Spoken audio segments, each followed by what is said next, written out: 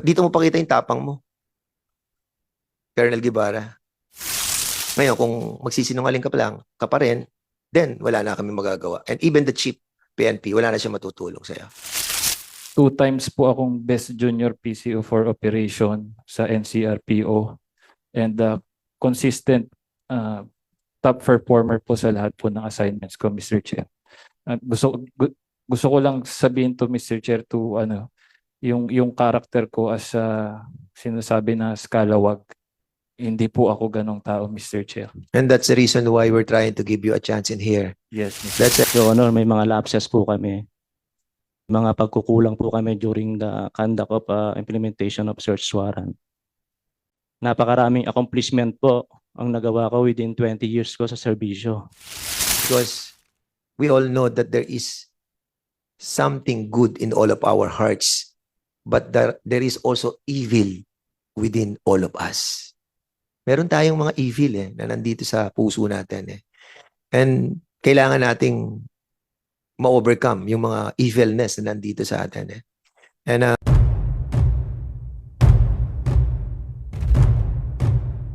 Na may sagot sila. okay, so nasa atin Chair, naman yung sagot Mr. Chair. ng BI na. Yes, Congressman May I Erwin Tulfo. interject. Yeah. Just like to inform our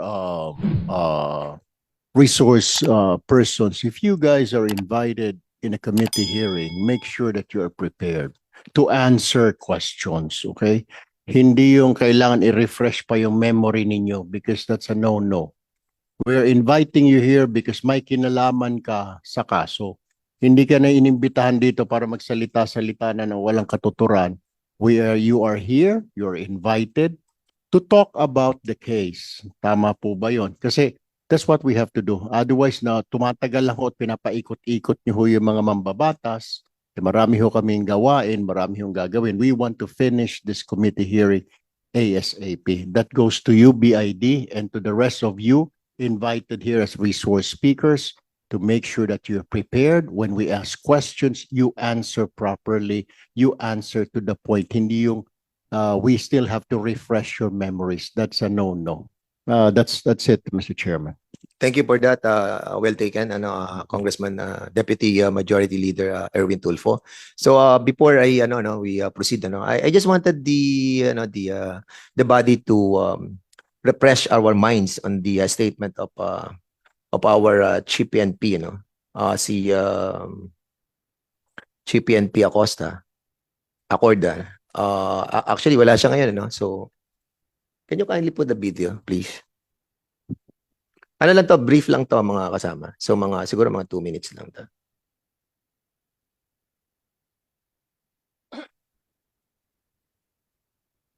Ayan, pakinggan po natin.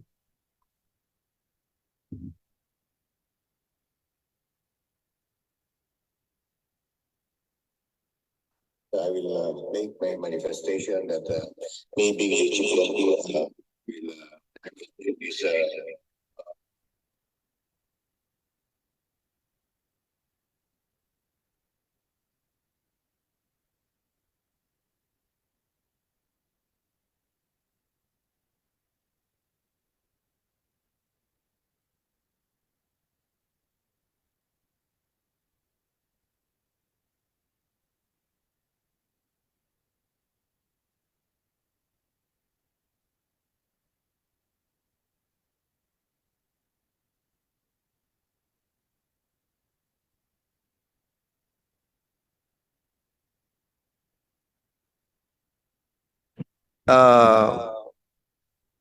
Siguro para at least for clarity, ang sinasabi ni Chief PNP, tutulungan niya kayo kung nagsasabi kayo ng totoo. This goes for the six PNP officers, just like to remind each and every one of you that we have a forgiving organization. We have a forgiving Congress. Kaya nga kami tinawag na People's House of the People, di ba? We have a forgiving Filipino people, you have lied, and you have put shame not only in front of us but in front of the Filipino people and to your family and friends as well. We all commit mistakes, no? Lahat tayo nagkakasala. Walang perfecto. Walang perfecto. But we are bound by laws that this government created. And that nandyan kayo.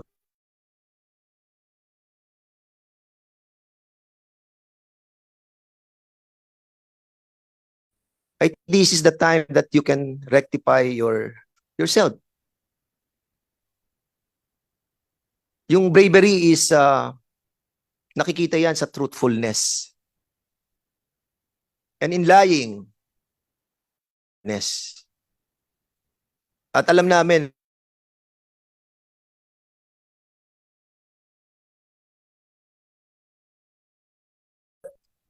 you have to be truthful.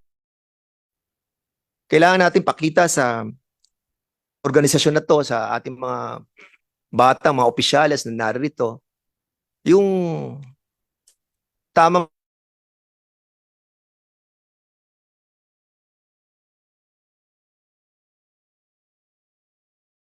sa inyo na mga may matataas sa ranggo, yun ang gagawin nila sa kanilang panunungkulan in the future.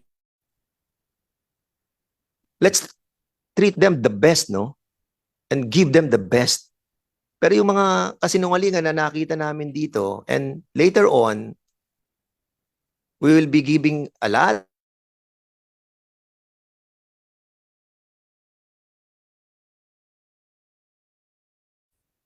Hindi lamang sa organisasyon natin, nasabi nga ni Chief PNP that tutulungan niya kayo. I think I have to give you a chance, no? This committee will give you a chance. As a matter of fact, sinabi ko sa inyo na hindi nga ako nagko-contempt Marami kami napadismiss dito ng members of this committee, those that was filed by Congressman Acop, no? And they were dismissed.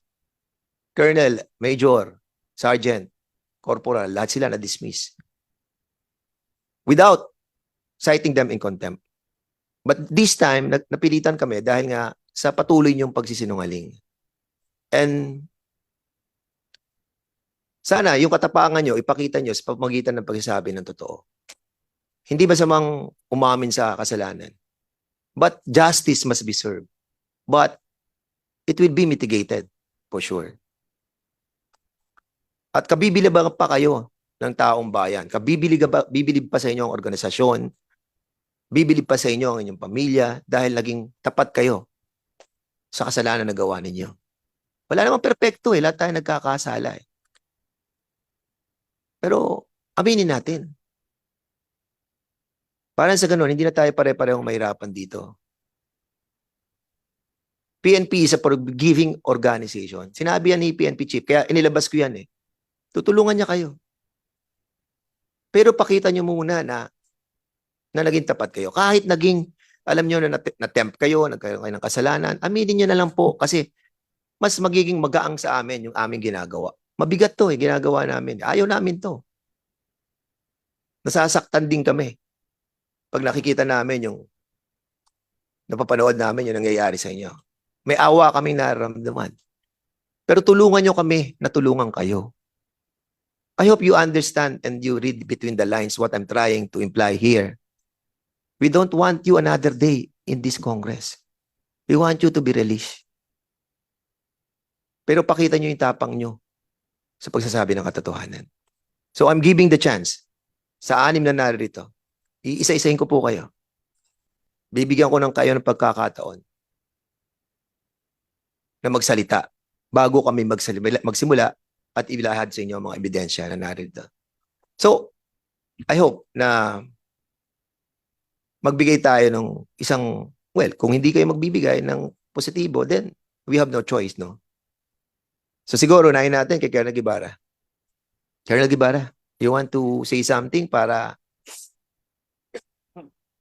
tulungan ka ni PNP Chief? Dahil ang pagsasabi ng totoo, malaking bagay para sa ito.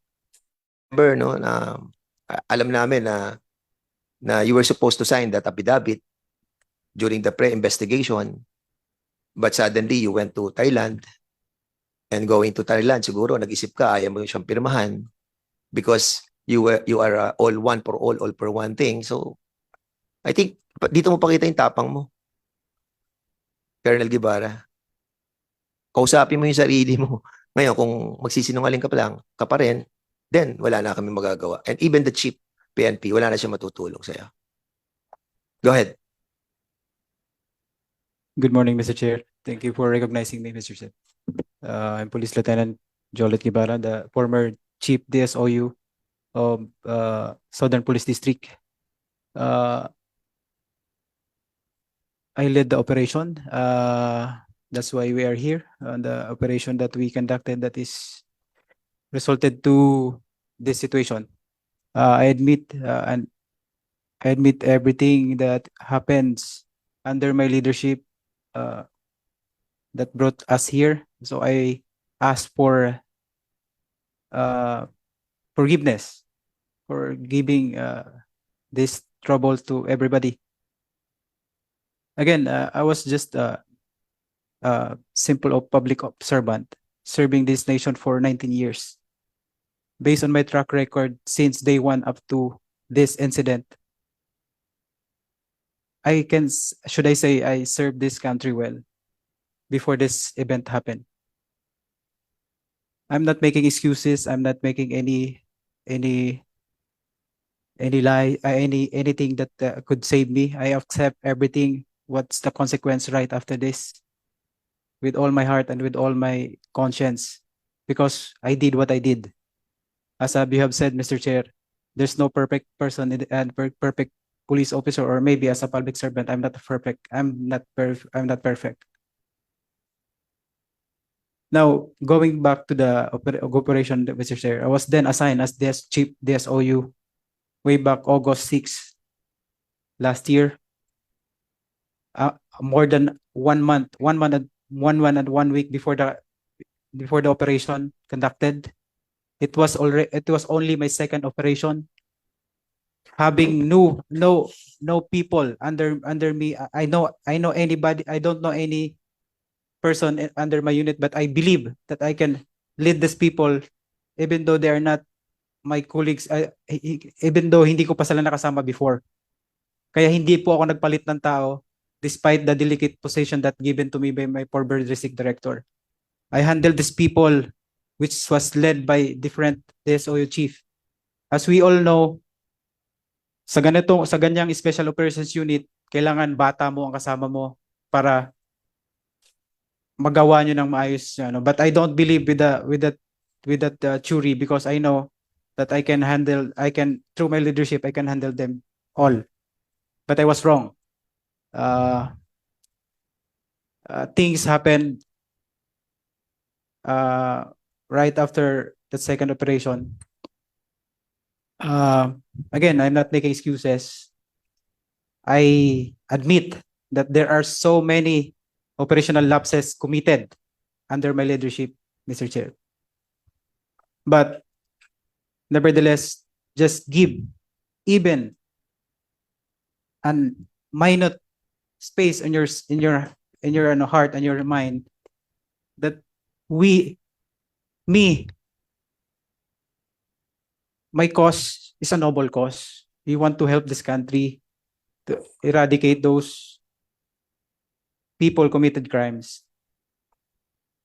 Things happen under my leadership again. Admittedly, I committed a lot of operational lapses during this operation. It started from hasty planning, which resulted total operational failure. We just acquired the search warrant on that day. At the same time, we serve it there on that day, the same day, Mr. Chair. We lack of planning. Again, I was the one who planned during the operation. I divided team into 4 groups, designated at each and every team with a competent officer. Things went through. After the operation, before the operation, it is well coordinated with my former district director. After the operation, it was well coordinated. And And then investigation happened and this resulted to this. But Mr. Chair, that's the only thing that I can say. I admit that with my leadership, with this operation, I committed Okay. operational lapses. Okay, Colonel Guevara, sige, thank you so much. Medyo napahaba yung sinabi mo, pero we believe in this planned, pre-planned tong situation na to na nangyari sa inyo sa operation. And that have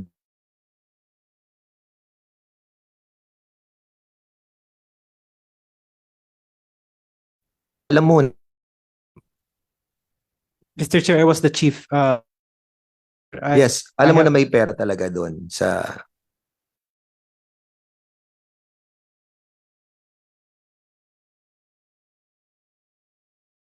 doon. Wala Mr. ka Chair. talaga lang. Ano mga sasabi mo sa amin na may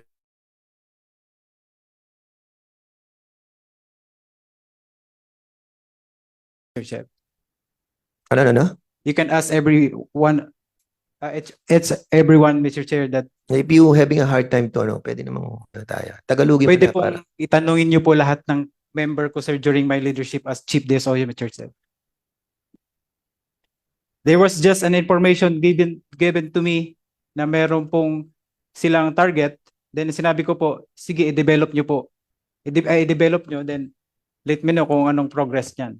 Sige. Hanggang ganun lang po ako, Mr. Mamaya Chair. we will be asking you kung yung mga bagay na nag-transpire dun sa usapan nyo kasi the chair would like to Barbers and Congressman Ortega. So in a bit we'll be asking you with that yung naging partisipasyon mo doon sa sa pre-plan. As I've said,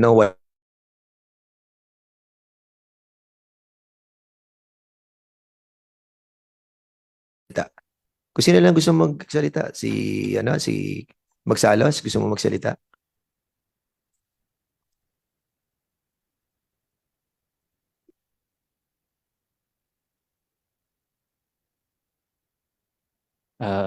Thank you, Mr. Chair, Honorable Congressman and members of this committee. Thank you for giving us a chance to speak. I am Police Major John Patrick Magsalos, the former substation commander of Tambo Police Substation under Parañaque Police Station. I would like to say that this is my first time being charged by this kind of charges. If you can check my records, Your Honor, Mr. Chair, I was never been charged ever since my career started. Mr. Chair, we were only requested to assist the search warrant. With regards po sir sa sa planning, implementation, search and seizure, filing of charges, we don't have any control with that because we are not the one. Your Honor, admitted, and at the first time we never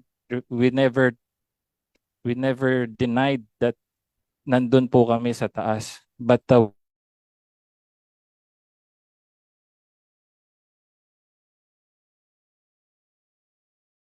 wala po kaming control doon. Even with the case build up, developing ng trabaho, Mr. Chair, Your Honors, wala po kaming alam doon sa Parañaque, sa Tambo Police Substation under my leadership. Mr. Chair,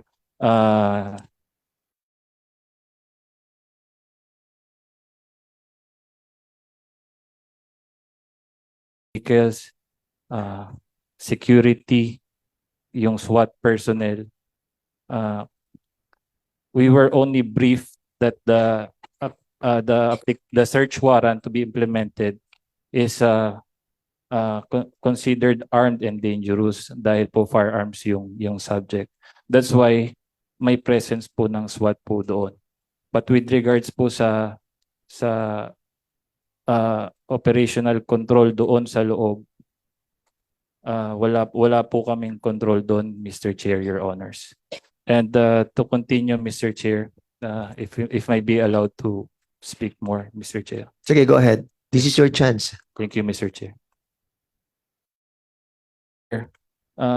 Gusto ko lang pong sabihin na ever since my career started, I am a consistent na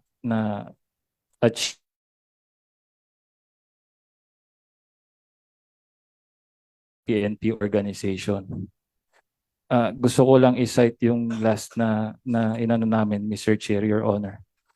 During the Typhoon Odette, we were able to organize donation drive.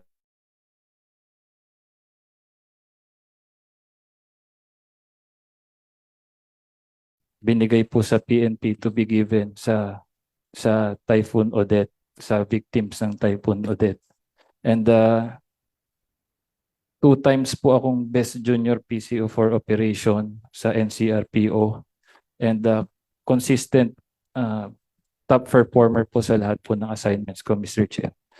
Gusto ko lang sabihin to, Mr. Chair, to yung character ko as sinasabi na scalawag. Hindi po ako ganong tao, Mr. Chair. And that's the reason why we're trying to give you a chance in here. Yes, Mr. That's the reason why this chairman would like to give a chance to rectify yourselves. Because we all know that there is something good in all of our hearts, but there is also evil within all of us. Meron tayong mga evil na nandito sa puso natin. And kailangan nating ma-overcome yung mga evilness na nandito sa atin. And I hope, nung pagbibigay ko sa inyo ng pagkakataon, later on, kasi pag nagsimula na po ang mga congressman to present, and we will be yung mga badges of evidences na nandito, I hope makaya ninyo. But we are giving you a chance talaga. Thank you. Major Quijana. Yes, Mr. Chair. Good morning po. Your Honor, sa ating pong NCRPO Chief, sir. Good morning po.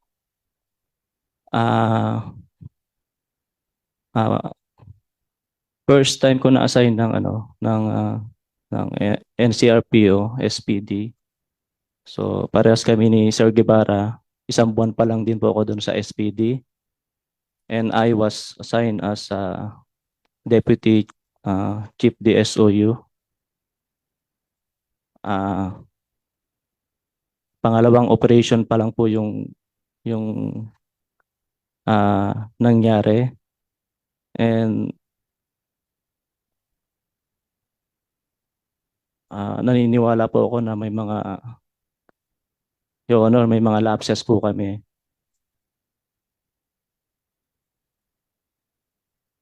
May mga pagkukulang po kami during the conduct of implementation of search warrant.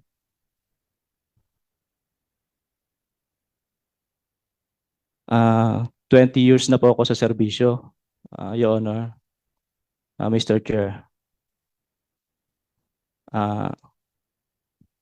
Sa lahat po ng napuntahan kong unit, pinipilit ko po na magbigay po ng accomplishments.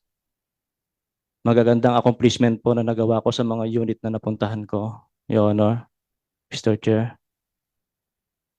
Napakaraming accomplishment po ang nagawa ko within 20 years ko sa serbisyo.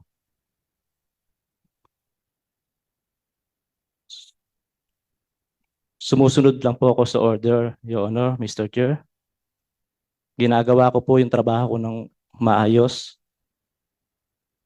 Gusto ko lagi mag-number 1 ang napupunta akong unit. So may order sa'yo na I'm just only a deputy, Mr. Chair. so ang order Nanggaling kanina kay Gibara o kay Mariana? We're just only following orders from our superiors, Your That, Honor. sino yung nag-order sa'yo? Of course, my chief of the SOU, Your Honors. Pero would you agree that all of this was pre-planned? Kasi lalabas Major Quijana. Lalabas siya. So, kaya nga ako nagbibigay ng fair warning sa inyo ngayon na before these members will start their queries, lalabas talaga eh. So, I'm giving you a fair warning para at least huwag niyo sabihin na naging adverse agad ang committee ito sa inyo. The reason why I'm trying to do this and let you speak is for you to really rectify.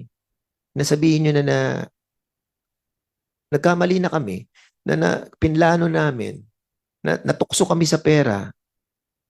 Those will mitigate the problem. Kasi kami, somehow, well, ako personally, pag nakakita ko sa inyo yun,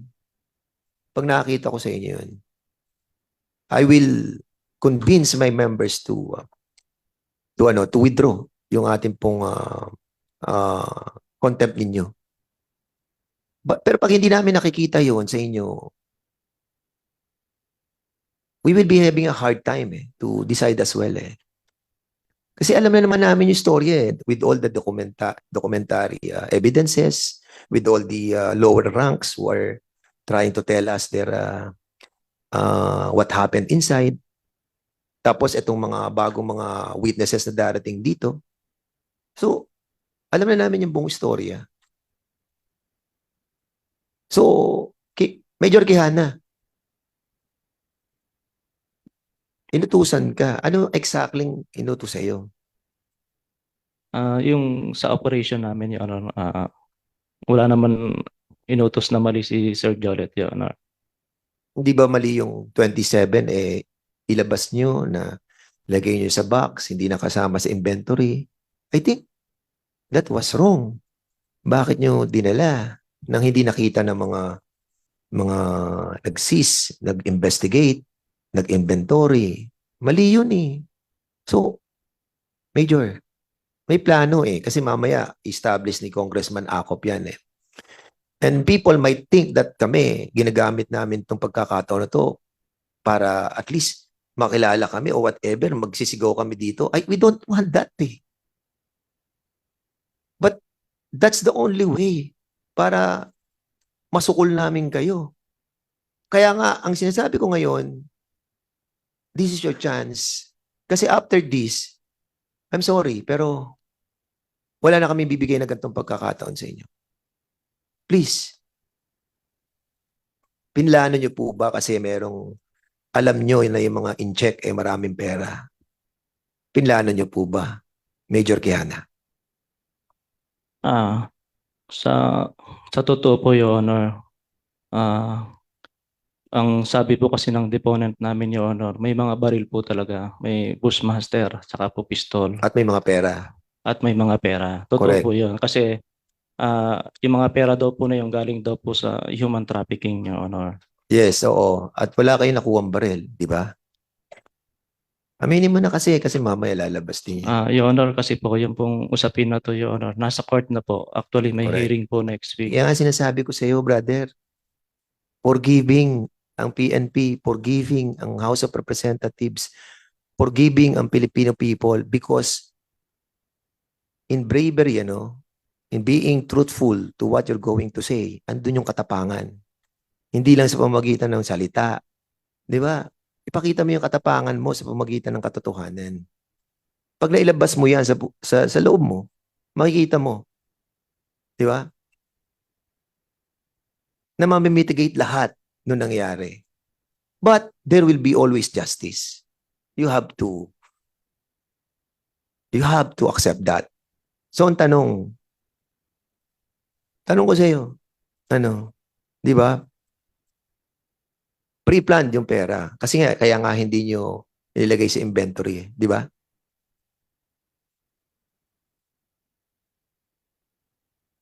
Your Honor, in-inventory rin po yung pera doon sa opisina, Your Honor. Oo nga, pero after 2 days.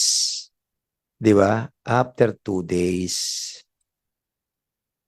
So ayaw mo naman talaga aminin, Major Kiana. Because after this, makikita na namin yung kung saan ka talaga, ano talaga yung damdamin mo. Nasisabi ko, lahat tayo may evil in our hearts. And I believe na meron ka. Lahat tayo. Pero yung sabi ko nga sa'yo, pwede mo naman baguhin ngayon yun eh. Di ba? Wala na. Medyo kaya na. Kasi nakikita kita, nag-iisip ka eh. Pwede mo namang pakita yung tapang mo sa pamamagitan ng pagsabi ng totoo eh, na pinlano ninyo eh. Di tapos na tayo. O, mag-usap na kayo nila Chief PNP. Anong gagawin sa inyo? Ang maganda, inamin natin yung pagkakasala natin. But justice will be served as well. Di ba? Major Kiana? Your Honor. Yes. Yung totoo po, Your Honor, wala naman po kami talagang pinlano na Okay. O sige, salamat na. kunin po yung pera. Okay. Sige. Thank you, Major Kiana. So, we'll go kay Pio Quinto. Sige. Magandang umaga po. Perimeter security lang po ako. At wala po akong kinalaman sa kung ano man po akusasyon na binabato sa iba. Makikita po sa affidavit ng mga kasamahan ko na wala man ng isa sa kanila na nagsasabi na may ginawa akong mali o illegal. Ganun pa man po, humingi po ako ng pangunawa sa inyong komite at sa aming namumuno na sa NCRPO na kay General Jose Melesium Nartates kung ano man po ang nagawa namin, kung ano man po ang nangyari ngayon po sa pag-iimbestiga niyo po. Salamat po. Okay, maraming salamat. But you were approached by the group of the pre-investigating team, di ba? Na-approach ka nila before Opo, Your Honor. na sabihin lahat yung katotohanan sa kanila. Opo, Your Honor. But what happened? Na hindi ka nag-sign ng affidavit sa kanila? Will advise po ng lawyer ko na wag na raw pong magbigay ng affidavit dahil may criminal case ka na kayong haharapin at ongoing na yung administrative case mo, baka mapasama pa yung pagbigay mo at bago-bago ng affidavit sa kinaharap mong kaso. Nag-stick lang po ako sa advice ng lawyer ko, Your Honor. Yan na nga eh. Sometimes ang problem natin yung ating mga lawyer and even kay Colonel Guevara eh. Colonel Guevara, kasi yung mga sinasabi mo dito nung last hearing, nung naririnig ko, kasi yun din ang sinabi doon sa affidavit eh. So there's walang pagkakaiba yung ibang sinabi mo dun sa affidavit na hindi mo pinirmahan eh. And then suddenly, sinasabi mo siya dito. But of course, mamaya tatakil natin yan. So pasensya na po members of the committee, last na po to, 2 na lang po tayo. Tapos we will be starting with Congressman Acop. So Demokrito. Good morning po, Your Honor. Thank you po sa chance na to. No? So, bilang isang BO3 lang po, at least kahit pa paano nabigyan niyo po kami ng pagkakataon. Pumasok po ako sa PNP, wala pong idea, wala pong background about sa criminalistics. Ang pinawaan ko na lang po, yung mga payo ng mga, inidulo ko pong mga official ko po noon na tsaka yung mga advices po ng mga PC ng mga nakasama ko, sumunod ka lang sa utos. Sumunod ka lang, tingnan mo yung mga nakakasama mo. Basta kung alam mo tama, gawin mo. So, Your Honor, regarding po dito sa mula po noong 2013, nag-start po akong maging operatiba po. Actually, yun po yung una kong malaking operation na naging pioneer po kami ng Oplan Lambat Sibat wherein pinipigilan na po ako ng mga classmates ko na tigilan ko na yung pagluto ng trabaho na yun dahil wala pong 1 kilometro yung layo nung lugar na inoperate namin doon sa bahay ng mga magulang ko at doon sa bahay nung mag-iina ko. But still, tinigil ko po yun. Hindi ko po sila pinansin kasi ang sinagot ko na lang po sa kanila, kung di po natin gagawin to, sino ang gagawa? Paano yung mga anak natin? Your Honor, gusto ko lang pong sabihin dito, aside from that, marami po kaming mga naging accomplishments wherein pati LGU sinuportahan po ako At inalalayan po ako ng naging hepe po namin yon. Gusto ko lang po sabihin dito na bago po kami sa NCRPO, ang sa totoo lang po, sa akin, personal kong damdamin dito sa mga Chinese, medyo masama po yung loob ko para po sa akin dun sa mga nangyayari. It so happen na yung target po namin is baril po. Baril po. At nandun naman po sa mga applications ng search warrant po, nakita ko rin po, may picture po si si Boss Lin, na may hawak pa pong mahaba niya. Ngayon, actually, ewan ko pong nabanggit dito, na aside from dun sa sinasabi pong apat na illegal arrest po namin, kung napag-usapan po ba na meron pa pong ibang mga nahuling mga Chinese aside po doon. So, hindi ko rin po alam kung ano po yung nilalaman ng resibo, kung kanino po ba nakapangalan. Sa personal kong analyzation po. At yung Galaxy Entertainment po, ang alam ko lang, huling naalala ko lang po is, ano po siya, yung hindi daw po nakarehistro dito sa atin as business po nila. Nung chinek ko lang po sa Facebook, ang nakita kong Galaxy Macau po yata yung nakita ko noon.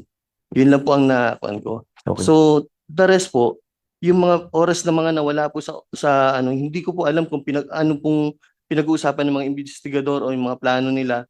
Baka po yun yung sa mga oras na yun, baka kaya umabot ng 2 araw dahil yung relasyon po ng pera, hindi ko na po alam kasi mga officers na po nag-uusap regarding doon. Ang sa akin lang po, unang-una, agresibo po kami pagdating po sa mga ganyang operation po. Agresibo po kami dyan. Gusto po namin gawin yung trabaho. Yung trabaho lang po ang gusto namin ever since po. Yun lang po naman ang inoryan sa akin ng mga naging officers ko. Kaya, yun lang po yun sa akin, Your Honor. Sumusunod lang po ako sa instruction. Then the rest po ng hindi ko na po alam dahil alam ko, tiwala ko sa mga officers ko na nag-uusap po sila sa taas. Yun lang po yun sa akin, Your Okay. Honor. Maraming Thank you. salamat, Thank you. Demokrito. And we all agreed na marami kayong mga accomplishment. Lahat naman tayo, marami tayong accomplishments eh. Kahit kami mga rito eh. Pero may mga failures din kami. At kami, kapag yung naramdaman namin na may failures kami, we accept it.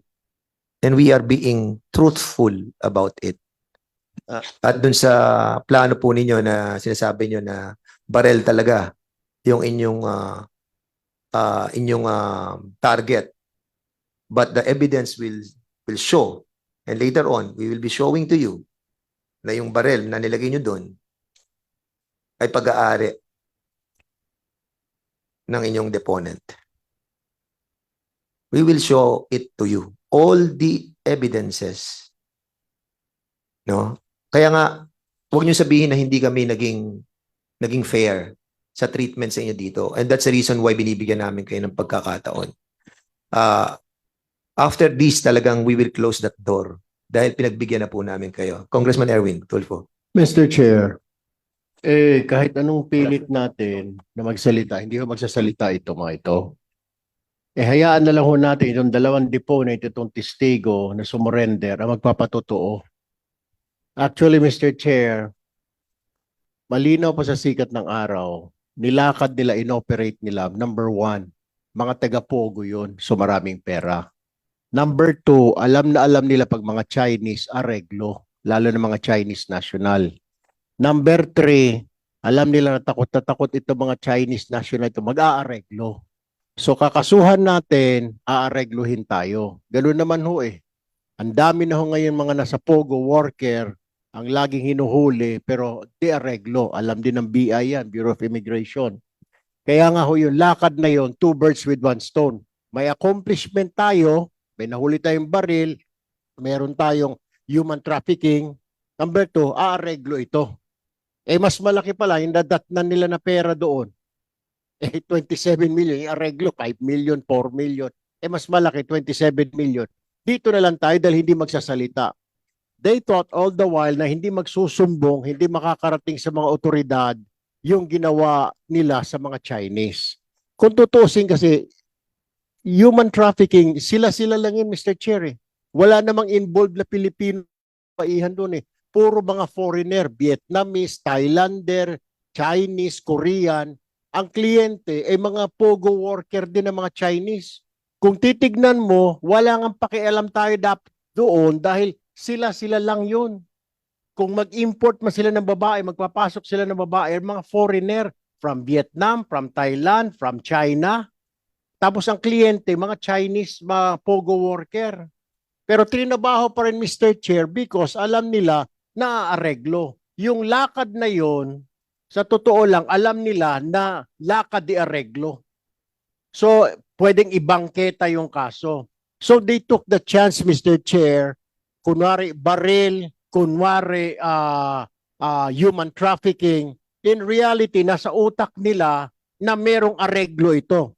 Fortunately, numadat na nila doon 27 or so million pesos ang pera. Sinabi na rin ng mga deponent ng kanilang mga asset na nasa harapan niyo ho ngayon, yung mga nakatakip ang mukha, sumurrender ho ito dahil natakot at pati sila ay makakasuhan. Siguro na konsensya na rin itong dalawang ito, magsasalita na mamaya. So, why don't we just listen to these two na sinasabi ko, because tama po yung sinasabi ko, lakad, areglo, yung kanila, or bangketa, kung tawagin sa police language, ibabangketa ang kaso because mag-aareglo ito. Fortunately for them, may pera doon, 27 million. Hindi lang alam ng mga deponent kung magkano. Pero alam nila, simula doon sa DSOU head, pati sa mga bataan niya, may pera doon. So, na timing. Ang lakad lang naman, sir, aaregluhin eh. Hindi na areglo, mas malaki pala yung nakita nila sa kahadero, 27 million. Bakit pa tayo magpapaareglo? Diretso na natin ito, hindi magsasalita. Pa-deport natin sa BI. Walang kaso, period. Mr. Chair, we're wasting our time. Pinagbibigyan mo, I'm listening kanina, I was listening kanina. You've been giving the opportunity to be nice, etc., etc. Pero we're wasting our time. Our good lawmakers here have other things to do in their offices. Why don't we just go directly to these two deponents to tell us what happened? What happened, Mr. Chair? Alam po nila na may pera doon. Sinabihan ho sila in advance. Kalokohan yung wala kaming alam, nilakad lang namin, good service. That's a lot of crap, Mr. Chair. Yeah. So that's all I can say, Mr. Chair. Yeah, in the spirit of fairness, no, and in spite of the fact that we have all the voluminous evidences before us, still binibigyan natin sila ng pagkakataon kasi masyado nang nawawasak yung image ng I hope you don't mind, no, with all due respect with Congressman Erwin Tulfo. I know where you're coming from dahil you've been through that for the longest time of your life dealing with all these scalawags, and I respect your Mr. feeling. Chair, I mean, I'm not saying the entire organization. There's like about 10%. Kahit sino naman naging chief PNP are saying na hindi naman lahat ng police. We have ranking officers here, generals na I know they really earned their rank. I know they want to change the system. Binabago ng leadership, binabago natin. That's why we're here, because of in aid of legislation. Unfortunately, merong 10% or less than 10% ng mga buang. O yun ang nakakasira sa imahe. Kaya minsan sometimes, my dad was also a police officer. My dad was in the Philippine Constabulary during his time in the 60s, 70s. The same problem. Merong 10% ng mga buang na miyembro ng PC. Kaya minsan sinasabi ng tatay ko, ano ka ba? Ayaw niya na raw sabihin na PC siya dahil nahihiya siya. Which is true. So kagaya nito mga loko-loko na ito, nasisira yung mga magagandang imahe ng mga they're trying to build right now, itong mga senior officers, Mr. Chair. That's all I can say. Thank you so much.